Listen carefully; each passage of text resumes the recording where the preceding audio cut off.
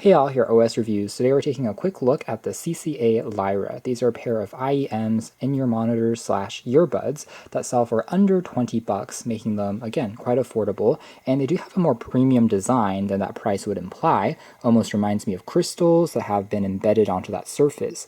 Now, this is a sub-brand of KZ, which specializes in these high-res audio headphones and IEMs that is suited for folks looking for more details and want something more audiophile grade than, say, wireless buds can deliver. A 10mm dual magnetic dynamic drivers inside, which they claim is all new, and it's made out of this composite material that is claimed to get you better bass. Does also have a removable cable, which is a 2-pin system, so you can swap it out if the cable ever breaks or fries in the future. Again, it really is, I think, the design here that sets it apart at this relatively affordable price. It has a fairly wide soundstage, 20 to 40,000 hertz, so the typical earbuds, especially in a budget price, we get around 20 to 20,000, so that wider range should supposedly squeeze in more detail as you are listening along.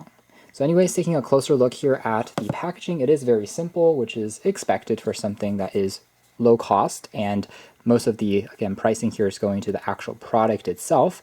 The branding here is kind of interesting. They're saying it's called the Lyra because it's shaped like a harp. Poetic tales of unrequited love. Not really sure about that, but definitely is an interesting design. Again, crystal clear and sapphire blue. There is one variant that you can pick up with the wire that has a microphone. This one, though, does not have that. Uses a standard 3.5mm jack and can be driven by pretty much any smartphone MP3 player that you may have. Maybe the most interesting thing about these is if you are actually running your fingers along, if we shine it against a light, you'll see that the crystals are not really pointing out. So they're not going to be something that you can actually wear out or will fall out, but rather it's just a texture underneath the plastic that has been treated on the other side or the inside to give you this pattern, which is pretty interesting. Aside from the, of course, IEMs, we have just the removable cable, which matches the clear color of the actual IEMs. Everything is pretty translucent, and it has a bit of a memory wire as well, so that when you're putting it on the back of your ear, it will stay in place, even if you slightly move around. Even the gold-plated 3.5mm L-shaped jack is also clear. The wire here feels reasonably sturdy, although it's not a flat cable, so it might tangle a little bit more easily. We also have some spare silicone tips to get a more snug fit, but like most budget earphones and headphones, you don't get really memory foam tips, for instance, out of the box.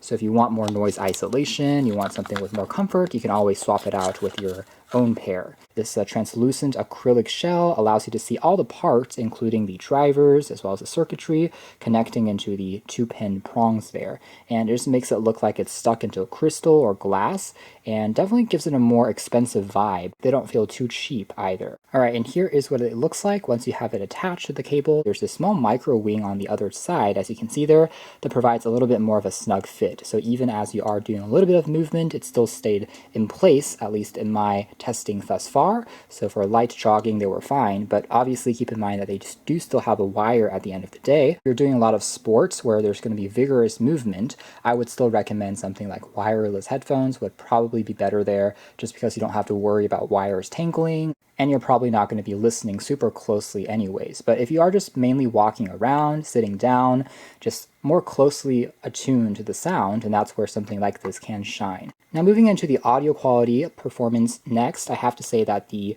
CCA LYRAs definitely do pack a punch. Most impressive aspect, or really frequency on these, I have to say, really is the bass. I think the dynamic drivers on here, especially at 10mm, being a little larger than the typical 6mm to 7mm, means that you do hear a bit more of that thump when you're listening to things like drum beats, and they do come alive, but without being overpowering or too heavy either. Things are still quite tight, but if you are a bass head, you'll definitely enjoy the sound on these. It overall makes them feel quite energetic, and any genre that really preferences drum beats, whether it's pop music, rock, will really benefit from the sound that you're getting here, and it's just easy to get immersed in what you're listening to. Mids were also quite good when it comes to the reproduction of most instrumentals, vocals. Perhaps the only slight weakness, per se, would be the trebles, which sound perfectly fine, but admittedly might be lacking a touch of details, where if you're listening to a lot of really high frequency sounds, certain higher notes by violins, for instance, can sound a little more artificial.